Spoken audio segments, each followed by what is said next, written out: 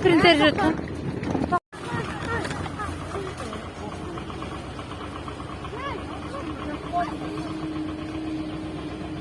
Bir yerde ne olacak? Gelen adam makinesi. Ha? Davatçılar. Davatçılar?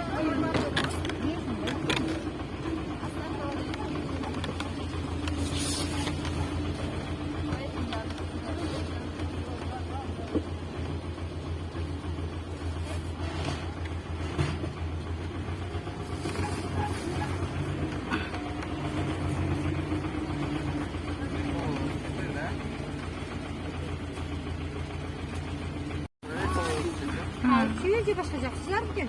Başlayacak şu. Çıkavçılar. Davatçılar. Oley olgun. Hoca Murat'ta oley olgun.